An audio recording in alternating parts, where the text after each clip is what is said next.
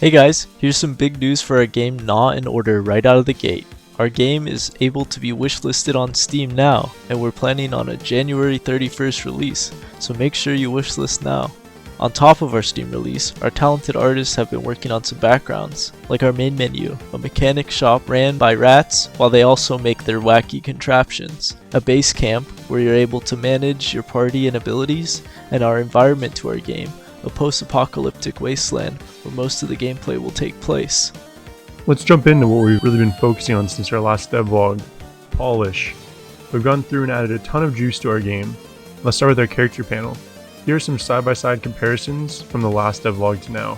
This is what our pack opening looks like in the shop. Here's what it looks like now when you sell an item on the stock market. And another example is our level up effect that happens when you level up a character. You could also probably tell we went through and redid a ton of the art, plus spent some time on the shaders to spruce it up even more, as well as adding a ton of new SFX. This would be a common theme throughout the video. Moving on to our logbook, our focus here was to make it more obvious which logs are new, as well as redoing the art to make it look like an actual logbook. We also spent some time adding an encounter that keeps track of how many times you defeat that enemy, as well as a bonus multiplier for your damage against that specific enemy based on how many times you defeated them. We also spent some time making our enemies more juicy by adding particle effects for different things, like when they drop tokens or get defeated. We also made more visual feedback for when they get hit, instead of them just standing there menacingly without moving at all. We also spent time creating a system that shows enemies based on how far you are into the game. For example, let's say you are just starting out. You might see lesser snakes or lesser slimes, and then as you go further, you might see some undeads or some big bulls. And then even further, you might even see some dragons and demons. I'm already a demon.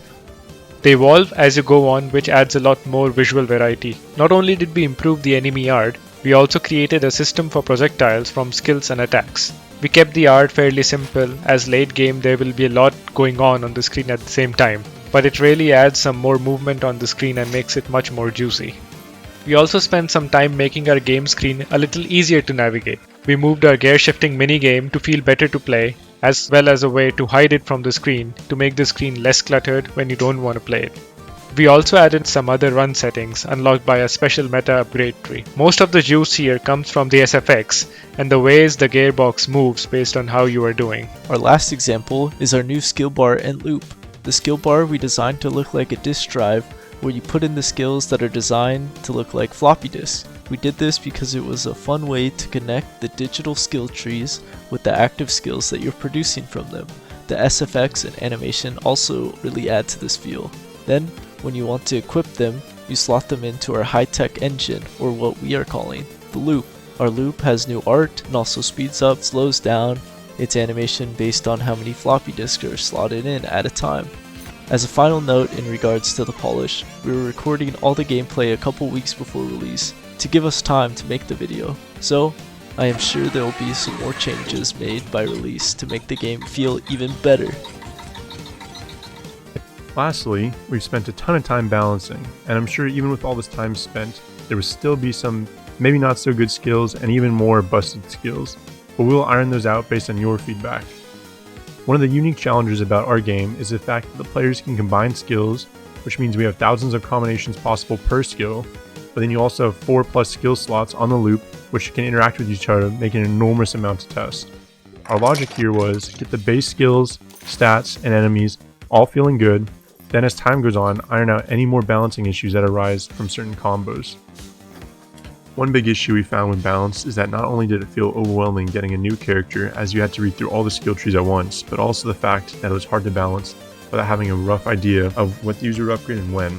On top of this, our rewards didn't feel as satisfying as we wanted them to later in the game. To fix both of these issues, instead of having all 3 trees unlocked from the get-go, we took inspiration from other auto battlers and made it so you could combine characters of the same class to unlock their skills in the tree on the run. This also lets us keep some of the really strong skills on the characters, but move them to be in later skill trees on that character, so the early game wasn't made trivial by them. To combine characters, all you have to do is drag and drop them on top of each other, and their tier is denotated by the flame icon on their character card. One added advantage to the system too is that it gives a way to reset skill trees to try out other builds if you use it right. On top of this, we did eventually change how the skill combining works to allow for multiple upgrades by introducing a new trait system that Sawyer came up with. This has 3 advantages, one being that it's a lot easier to balance and account for edge cases. The second is readability. We want it to feel similar to the character combiner so it's easy to understand.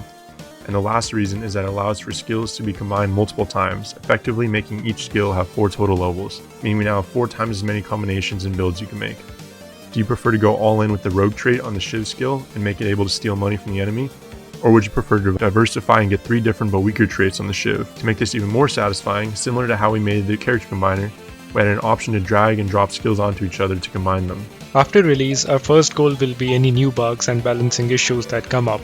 But past that, while we do have a few ideas of things that we would like to add or try out, we will be focusing on everyone's feedback first. If you want to see more of our day-to-day updates, follow our socials, and if you want to help influence the game even more, join our Discord community server and our Patreon. Lastly, don't forget to wishlist Gnaw Order on Steam now, or pick it up if it's already out.